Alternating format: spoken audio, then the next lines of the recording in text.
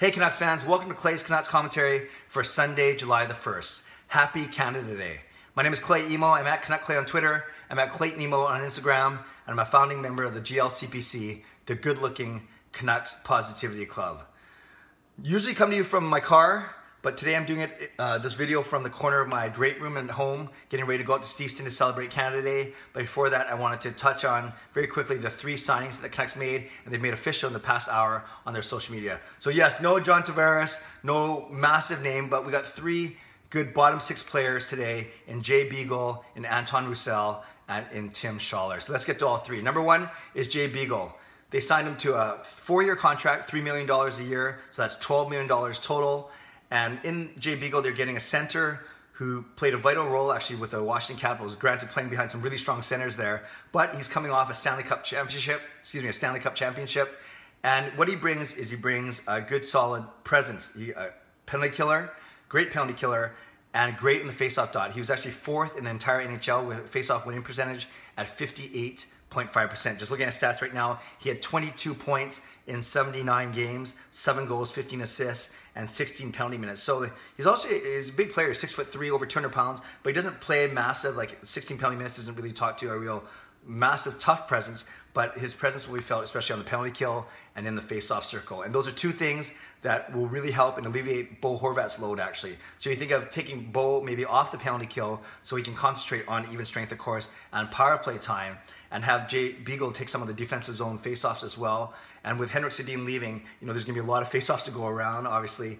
So if it alleviates Bo and the pressure on Bo, and Jay Beagle can take a lot of those important face-offs and especially kill a lot of those penalties, then I think this is a really good signing for the Canucks. So that is Jay Beagle. Secondly, there's Antoine Roussel. He actually got the same contract that Jay Beagle did. $12 million over 4 years, so that's $3 million a year. So in Antoine Roussel, we have our replacement for Derek Dorsett. He's got a bit of Dorsett in him, he's got a bit of Raffi Torres in him. In fact, I'm looking at Roussel's penalty minutes. In the past 5 seasons, he has 209 penalty minutes, 148, 123, 115, and 126. So that averages up to about 140 penalty minutes a year, which is huge. All of those years with Dallas, of course. He played in 73 games last year, went 5-12 for 17 points, and he's a left winger. So obviously we're getting some grit here. We're getting someone who's tough to play against, someone's going to stand up and protect the Bessers and the Pedersens of the world.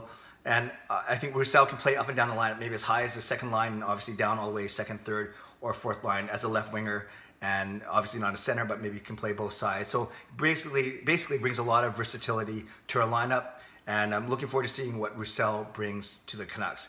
And then thirdly, we have actually probably the most unheralded of the 3, and this one just kind of came out of nowhere, and that is Tim Schaller from the Boston Bruins. Now he played 2 years in Buffalo, 2 years in Boston. And last year for Boston, he played all 82 games, going 12-10 for 22. So 22 points in 82 games. Also a center, so he'll play on our 3rd or 4th line. And I think what's really important about him is his contract is a little less. It's only for 2 years, and it's at $1.9 million per year. So that's a total of 3.8, obviously. So you have Beagle and Roussel get 4 years at $3 million each for $12 million total, and then you have Schaller with 2 years, $1.9 million each for a total of 3.8, just under $4 million. So I think this is also a good pickup, solid pickup for the Canucks. Don't know a lot about him, admittedly. He's only been playing in the league for 4 years, and really only regularly for the past 2 years in Boston. But I do remember he was tough he was actually quite effective against the Leafs in the playoffs this year. And I think he can be a stabilizing force as well. So we're not getting the John Tavares, we're not getting a massive goal scorer, we're not getting James Neal or Stasny or anything like that. But in Beagle, in Roussel, and in Schaller, we solidify our bottom 6. We bring maybe alleviate some minutes from guys like Horvat and Besser and whatever it may be, and make our team tougher to play against.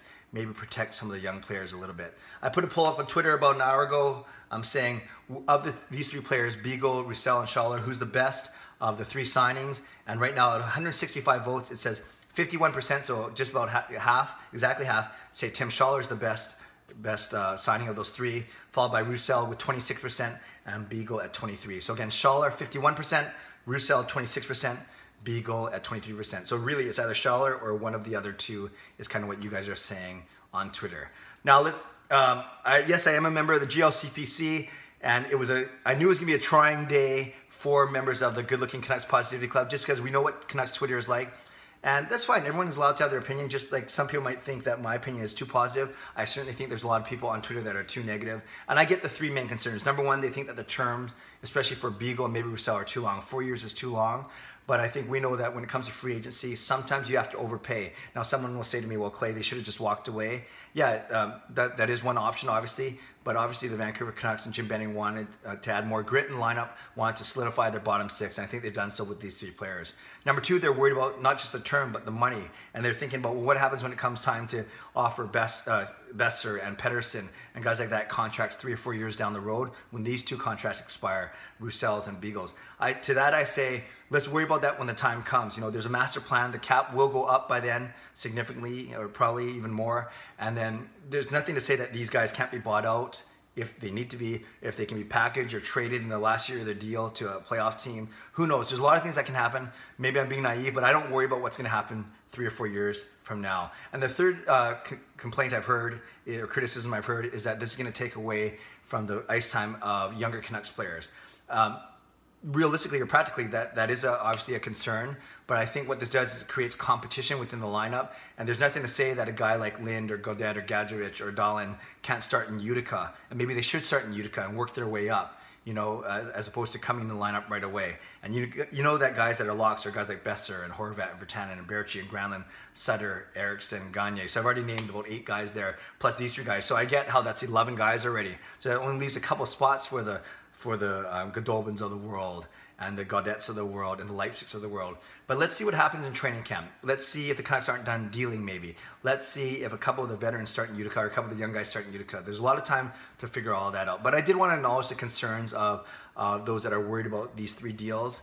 But as I always say, as a member of the Canucks Positivity Club, let's see what happens. Let's trust that Benning has a plan, and let's see what happens when we go into training camp and as they have to start to make roster decisions going into mid-September, late September to the start of the season in early October. Okay, Canucks fans, what do you think? What do you think of all 3 signings of Beagle, of Roussel, of Schaller? What do you think of them overall, the signings overall? Do you think that the Canucks have taken a step forward? Do you think the Canucks have stayed neutral? Or do you think the Canucks have taken a step back? I would love to read your comments. I always read them. I reply to them as much as I can and react to them. So please leave a comment below. Subscribe to this channel if you haven't done so already. Give this video a like if you like what I'm doing. But most importantly, have a great long weekend, what's left of it. Have a great Canada Day. Have fun. Be safe. God bless and go Canucks go.